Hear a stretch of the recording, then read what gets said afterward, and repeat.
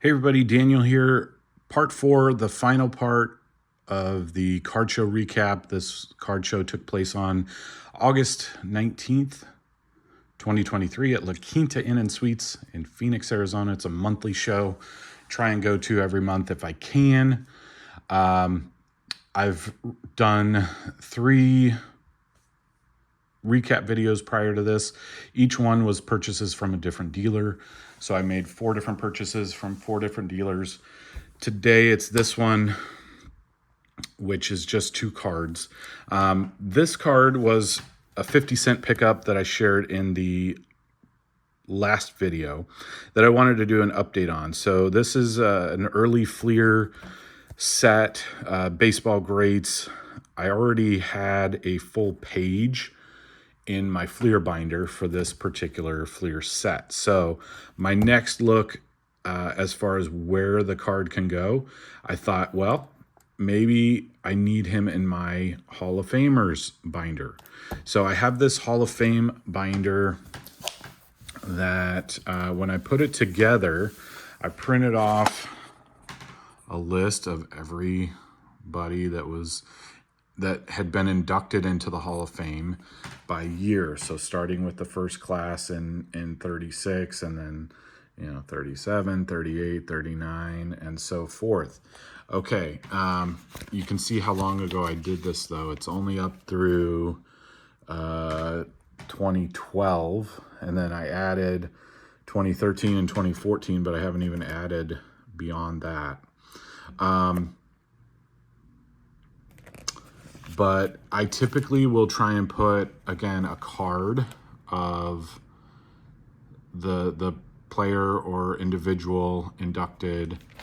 And I try to have it be a playing day card. Now, I'm probably not going to have a playing day card of Ty Cobb or Walter Johnson, Christy Mathewson, Babe Ruth, or Honus Wagner in a binder like this. But as we get into like the more recent players,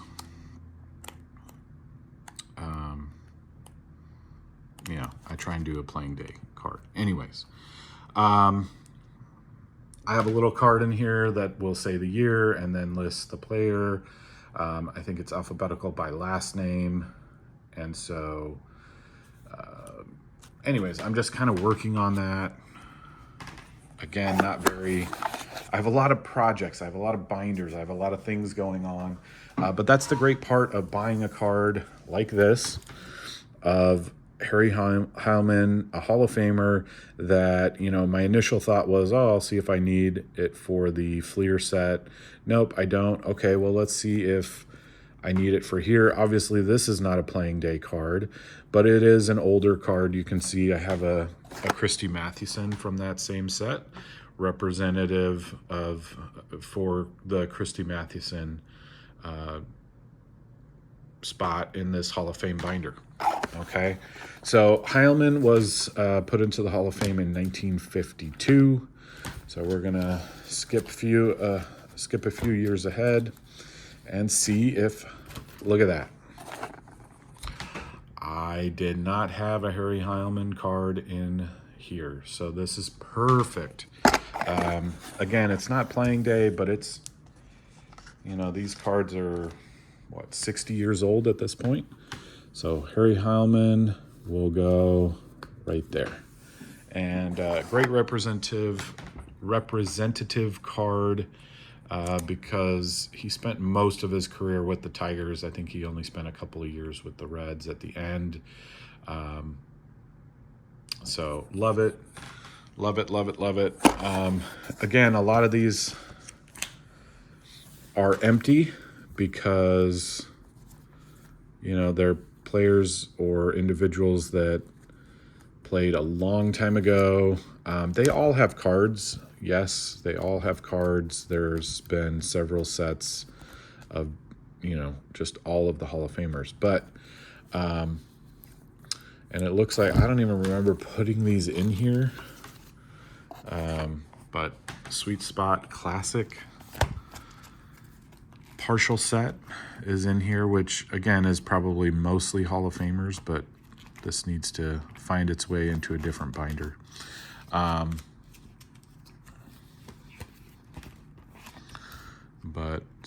Yeah, and I need to do some work because 2014 is the last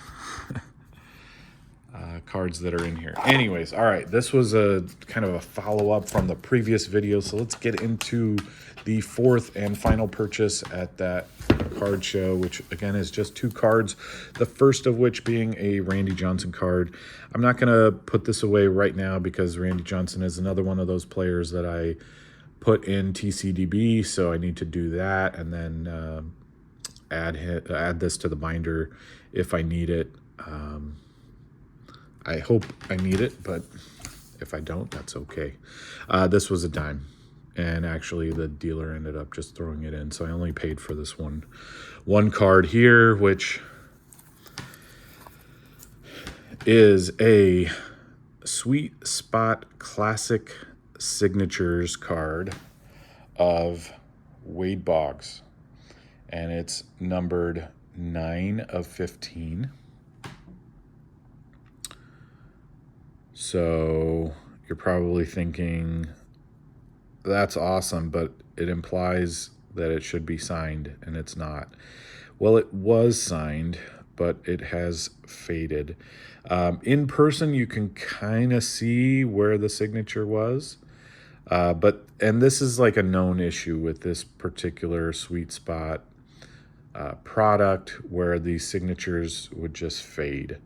And so I paid $5 for this, more out of, as a novelty item, as something to represent this, debacle in the hobby. I don't know what else you would call it. I mean, these signatures just faded, and they faded fast. It wasn't like, 20 years later. No, these, within a few years, I think were faded and just gone from there. So my question to each of you, and specifically to you TTMers out there that are watching, should I send this to Boggs and try and have him sign it again? What do you think? Let me know. Or do I just leave it? And again, it'll end up in this box here, kind of representative of that year, and which, again, I don't know what year this is. It's like maybe 2002, 3, 4, somewhere in there. I'll have to get out the magnifying glass and take a look, but let me know what you think. But I thought it was pretty cool, even at $5. So that's it. That's the fourth and final recap for this card show. Hope you enjoyed. Let me know what was your favorite card that I picked up. Be on the lookout for some of the dupes to be in a 500 subscriber contest as a prize. Thanks for watching. Take care. Have a great day. Bye.